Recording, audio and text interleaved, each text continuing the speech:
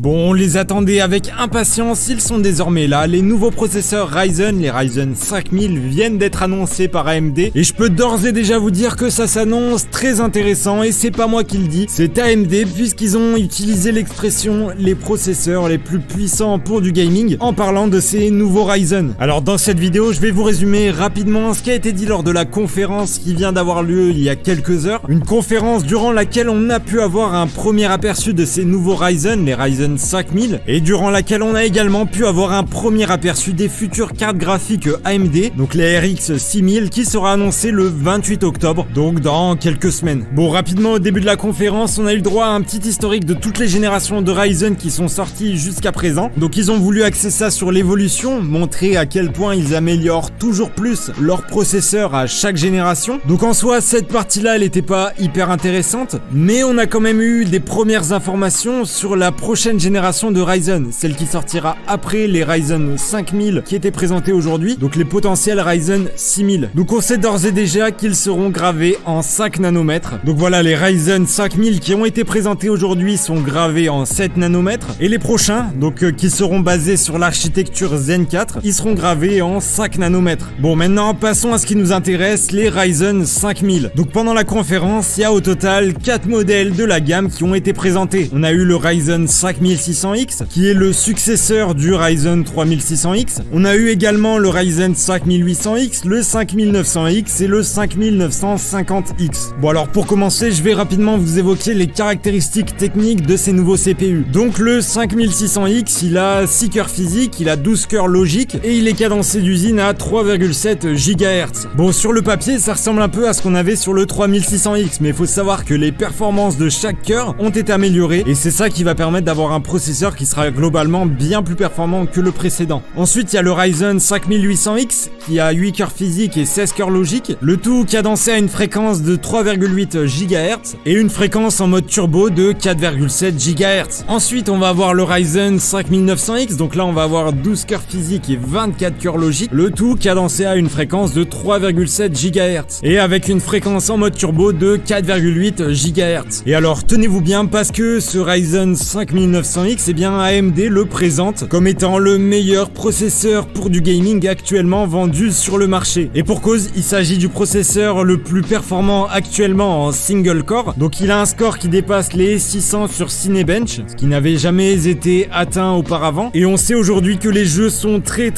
friands de bonnes performances en single core. Et en gros, c'est ça qui permet à ce Ryzen 5900X de vraiment exceller en gaming. Et ensuite, le quatrième processeur qu'AMD nous a présenté, c'est le Ryzen 5950X, qui lui est un CPU avec 16 cœurs et 32 threads. Il sera donc plutôt destiné, je pense, à de l'applicatif plutôt que du gaming. Bon, alors maintenant, au niveau des prix, on va dire qu'il n'y a ni de bonnes surprises, ni de mauvaises surprises. De manière générale, les prix sont environ 50 $ plus chers que les prix de lancement de la génération précédente. Donc par exemple, le Ryzen 3600X avait été lancé à l'époque à 250 $, et là, le Ryzen 5600X est annoncé à un prix de départ de 299 $, en espérant évidemment que la conversion euro-dollar soit respectée et qu'on se retrouve avec 1 euro égale 1 $. Alors maintenant, au niveau de la disponibilité, eh bien ces processeurs Ryzen, ils seront officiellement disponibles le 5 novembre, donc dans un peu moins d'un mois. Bon, maintenant, comme à chaque lancement de processeur ou de carte graphique, on aura sûrement soit des ruptures, soit des prix gonflés pendant les premières semaines, donc courant novembre, et ça devrait ensuite se stabiliser, je pense, début décembre. Bon, maintenant, sans rentrer dans les détails de chaque processeur, AMD nous a annoncé un gain moyen de 26% en 1080p, évidemment par rapport à la génération précédente. Alors personnellement, je trouve ça vraiment correct. Maintenant, je pense qu'il faut rester assez prudent sur ces chiffres, parce que c'est des chiffres qui sont donnés par AMD, et on sait qu'ils veulent vendre forcément leur CPU, et donc à voir si on retrouvera la même chose lors des premiers tests de ces Ryzen 5000. Autre info intéressante, c'est que les cartes mères B450 et X470, qui étaient initialement annoncées comme étant pas compatibles avec ces Ryzen, eh bien seront finalement compatibles en faisant simplement une mise à jour du BIOS. Comme ça, vous n'aurez pas à changer votre carte mère si jamais vous souhaitez upgrade votre ancien Ryzen. Alors personnellement, ce que j'ai trouvé dommage par rapport à ces annonces, c'est qu'on n'ait pas de version non X des CPU. Donc sur la génération précédente, les modèles de processeurs qui finissaient en X, donc par exemple le Ryzen 3600X, eh bien c'était les mêmes puces que les versions non X, donc par exemple le Ryzen 3600. Et les versions X étaient simplement overclockées d'usine, ce qui leur permettait d'avoir des performances un peu meilleures que leur homologue non X. Mais forcément, un overclock d'usine l'origine c'est pas gratuit et donc ces versions X elles coûtaient plus cher que les versions non X. Mais du coup en prenant un processeur non X, donc par exemple le Ryzen 3600, puis en l'overclockant et en ayant un peu de chance, eh bien on arrivait facilement aux performances d'un Ryzen 3600X, le tout pour moins cher. Ici sur ces Ryzen 5000 il y a que des versions X et personnellement je trouve ça un peu dommage puisque ça nous oblige à payer pour un overclock qu'on peut faire nous-mêmes. Après peut-être qu'AMD a prévu de sortir des versions non X de ces mêmes processeurs plus tard dans l'année, voire en 2021. Eh bien pour l'instant on ne sait pas et seul l'avenir nous le dira. Bon sur ce les gars, je pense avoir résumé l'essentiel de la conférence. Je vous invite évidemment à venir donner votre avis sur ces nouveaux Ryzen juste en dessous dans les commentaires. Je vous mettrai également le replay de la conférence dans la description. Comme ça vous pourrez avoir des informations un peu plus détaillées que ce que moi je vous ai présenté. Et évidemment si vous avez des questions, vous n'hésitez pas à les poser juste en dessous dans les commentaires. Et maintenant avant de finir la vidéo, je vous rappelle que si celle-ci vous a plu, je vous invite à mettre un petit like juste en dessous. Voilà, moi ça m'aide, ça me soutient, ça m'aide à être mieux référencé. Et c'est grâce à vos likes sur les précédentes vidéos qu'on a pu dépasser la barre des 3000 abonnés en quelques semaines. Donc juste merci les gars, vous êtes au top et sur ce, moi je vous dis à la prochaine.